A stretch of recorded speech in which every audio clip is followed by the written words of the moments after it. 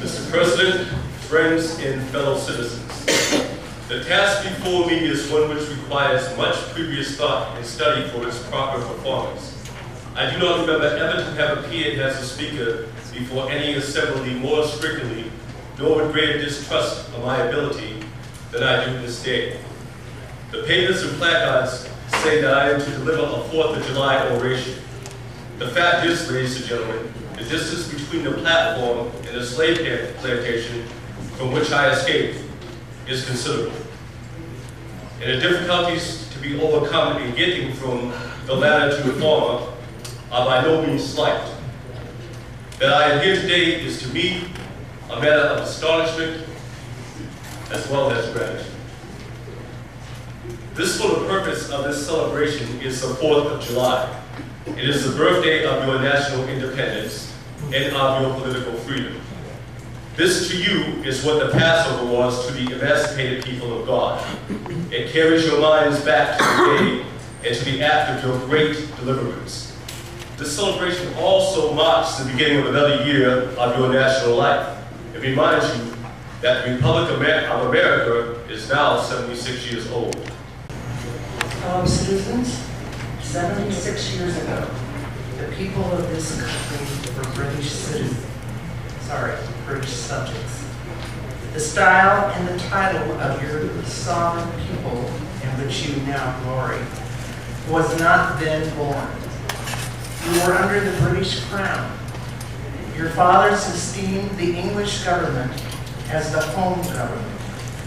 England as the fatherland, although a considerable distance from your home, imposed in this exercise of its parental prerogatives upon its colonial children such restraints, burdens, and limitations as, in its mature judgment, it deemed wise, right, and proper.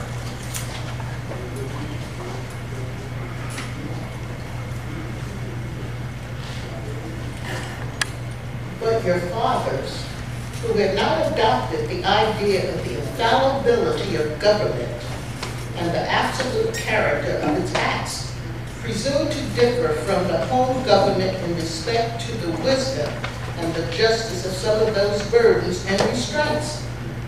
They went so far as to pronounce the measures of government unjust, unreasonable, and oppressive, and altogether such as ought not to be quietly submitted to.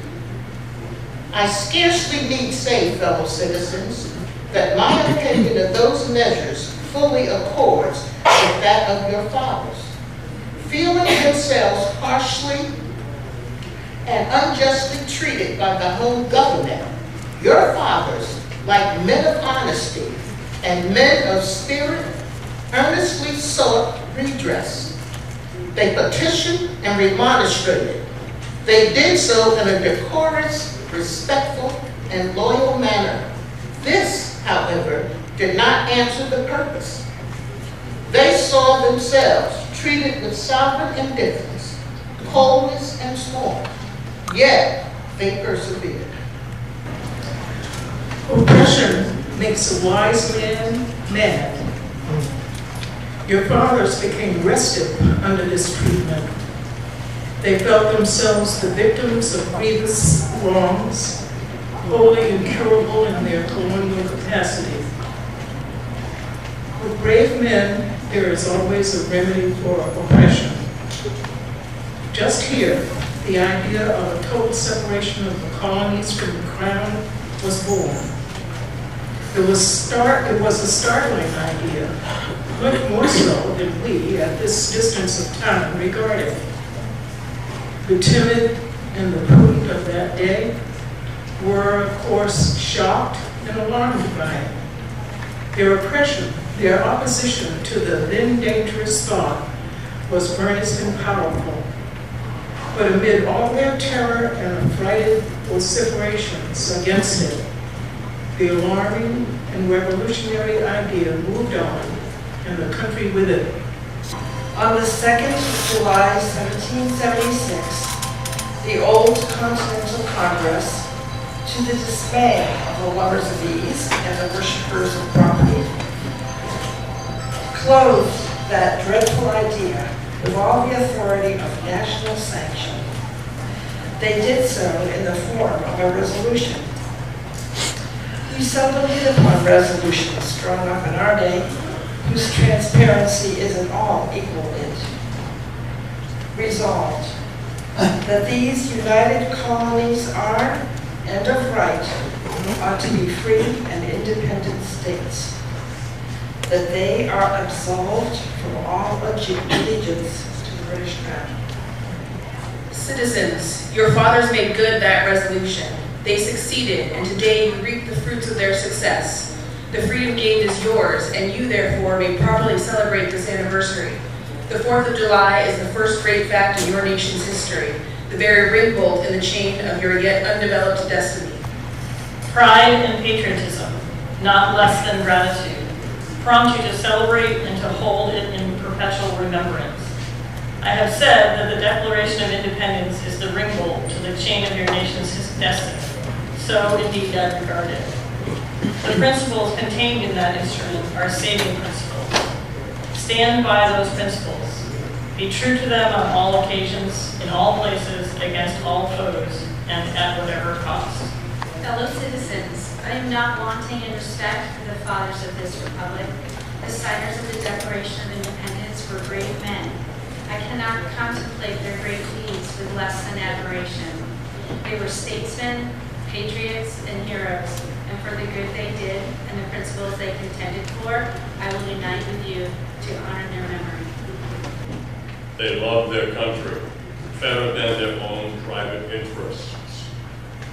And all will concede that it is a rare virtue that ought to command respect. He who will intelligently lay down his life for his country is a man whom it is not in human nature to despise. Your fathers staked their lives, their fortunes, and their sacred honor on the cause of their country. In their admiration of liberty, they lost sight of all other interests. They were quiet men, but they did not shrink from agitating against oppression. They showed forbearance, but they knew its limits. They believed in order, but not in the order of tyranny.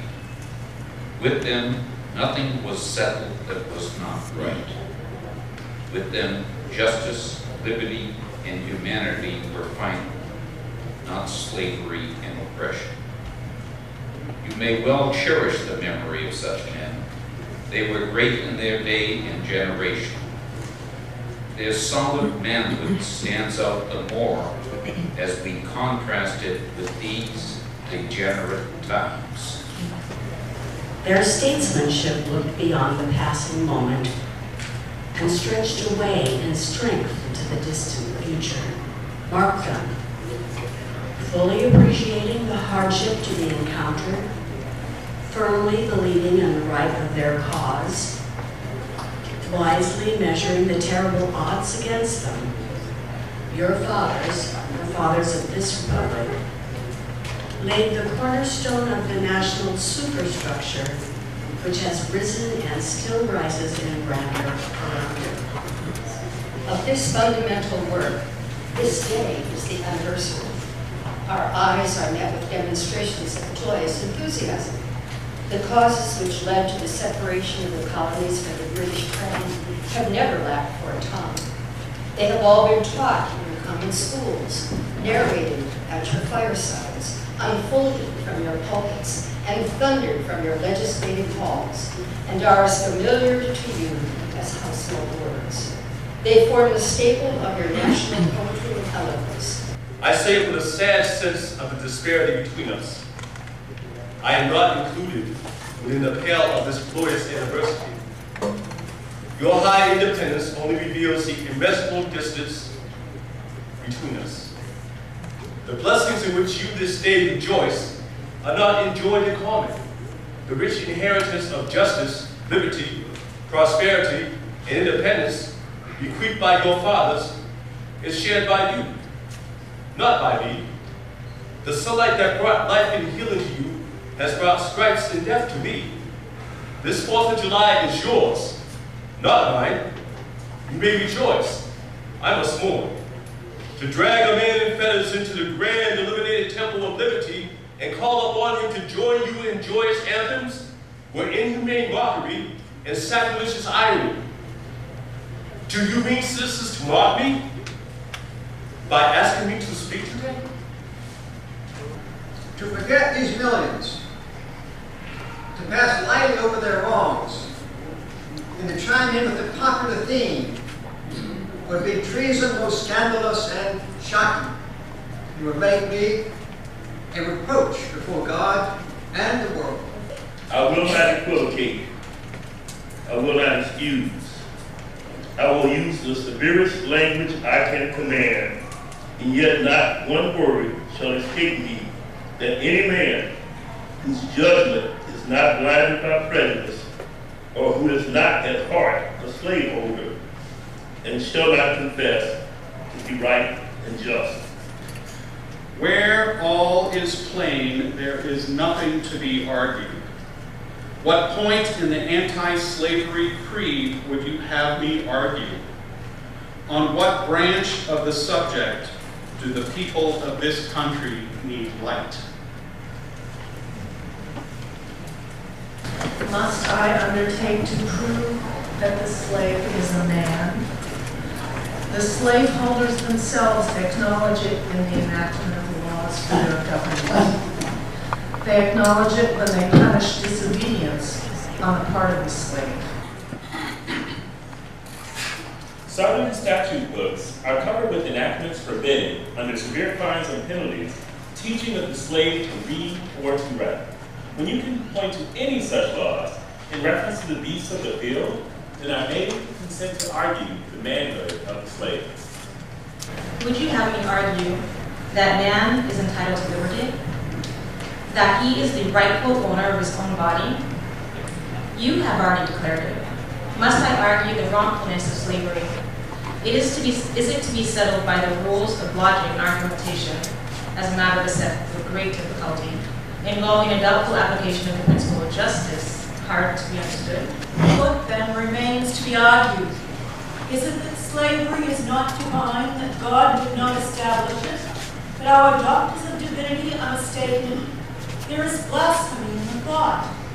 That which is inhuman cannot be divine. For it is not light that is needed, but fire. It is not the gentle shower, but thunder. We need the storm, the whirlwind, and the earthquake. The feeling of the nation must be quickened. The conscience of the nation must be roused. The propriety of the nation must be startled. The hypocrisy of the nation must be exposed. And its crimes against God and man must be proclaimed and denounced. What to the American slave is your 4th of July? I answer, a day that reveals to him more than all other days in the year the gross injustice and cruelty to which he is a constant victim. To him your celebration is a share, your boasted liberty and unholy license, your national greatness, swelling vanity, your sounds of rejoicing are empty and heartless, your denunciations of tyrants, brash-fronted impudence, your shouts of liberty and equality, hollow mockery, your prayers and hymns, your sermons and thanksgivings, with all your religious parade and solemnity, are to him mere bombast, fraud, deception, impiety, and hypocrisy. A thin veil to cover up crimes which would disgrace a nation of savages. This trade is one of the peculiarities of our American institutions. In several states, this trade is a chief source of wealth. It is called the internal slave trade, in order to divert from it the horror from which the foreign slave trade is contemplated. That while so much extrication is poured out by Americans upon this engaged in the foreign slave trade, and then engaged in the slave trade between the states passed without condemnation. Behold the practical operation of this internal slave trade, the American slave trade, sustained by American politics and American religion. Here you will see men and women reared like swine for the market. You know what is a swine drover? I will show you a man drover. They inhabit all our southern states. They perambulate the country and crowd the highways of the nation with droves of human stock. See this drove sold and separated forever, and never forget the deep, sad sobs that arose from that scattered multitude. Tell me, citizens, where under the sun can you witness a spectacle more fiendish and shocking? By an act of the American Congress, none. Yet 2 years old, slavery has been nationalized in its most horrible and revolting form. The power is coextensive with the Star-Spangled Banner and American Christianity. Where these go, may also go the merciless slave hunter. Where these are, man is not sacred. He is a bird for the sportsman's gun. By that most foul and fiendish of all human decrees, the liberty and person of every man are put in peril. Not fewer than 40 Americans have, within the past 2 years, been hunted down and, without a moment's warning, hurried away in chains and consigned to slavery and excruciating torture. Some of these have had wives and children dependent on them for bread, but of this no account was made. Let this damning fact be perpetually told. Let it be thundered around the world that in tyrant-killing, king-hating, people-loving, democratic Christian America, the seats of justice are filled with judges who hold their offices under an open, palpable bribe and are bound in deciding in the case of a man's liberty to hear only his accusers. In glaring violation of justice, in shameless disregard of the forms of administering law, in cunning arrangement to entrap the defenseless, and in diabolical intent, this fugitive slave law stands alone in the annals of tyrannical legislation. You boast of your love of liberty, your superior civilization, and your pure Christianity, while the whole political power of the nation is solemnly pledged to support and perpetuate the enslavement of 3 millions of your countrymen. You hurt your anathemas at the crowned-headed tyrants of Russia and Austria, and pride yourselves on your democratic institutions, while you yourselves consent to the mere tools and bodyguards of the tyrants of Virginia and Carolina. You invite to your shores fugitives of oppression from abroad. Honor them with banquets, greet them with ovations, cheer them, toast them, salute them, protect them, and pour out your money to them like water. Fugitives from your own land you advertise, hunt, arrest, shoot, and kill. You are all on fire at the mention of liberty for France or for Ireland, but are as cold as an iceberg at the thought of liberty for the enslaved of America. You discourse eloquently on the dignity of labor, yet you sustain a system which in its very essence casts a stigma upon labor. You can bare your bosom to the storm of British artillery to throw off a 3-penny tax on tea, yet bring the last hard-earned farthing from the grasp of black laborers of your country. We declare before the world and understood by the world to declare that you hold these truths to be self-evident, that all men are created equal, are endowed by their Creator with certain inalienable rights, and that among these are life, liberty, and pursuit of happiness. And yet, you hold securely in a bondage which, according to your own Thomas Jefferson, us than ages of that which your fathers rose in rebellion to oppose. A seventh part of the inhabitants of your country. Fellow citizens, I will not enlarge further on your national inconsistencies. The existence of slavery in this country brands your republicanism as a shame, your humanity as a base pretense, and your Christianity as a lie. Be warned, a horrible reptile is coiled in your nation's bosom. The venomous creature is nursing at the tender breasts of your beautiful republic. For the love of God, tear away and fling from you the hideous monster, and let the weight of 20 millions crush and destroy it forever.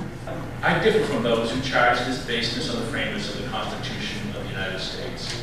It is a slander upon their memory, at least so I believe, and others have, as I think, fully and clearly vindicated the Constitution from any design to support slavery for an army. In the fervent aspirations of William Lloyd Garrison, I say, and let every heart join in saying it, God speed the year of Jubilee, the wide world o'er, with golden God chains and free, thy precious shall bind in the knee, and where the yoke of tyranny like loose no more. That year will come and freedom's reign, to man his plunder rights again restore. God save the day when human blood shall cease to flow, and every crime be understood, the claims of human brotherhood, and each return for evil good, not blow for blow. That day will come, all feuds to end, and change into a faithful friend each foe.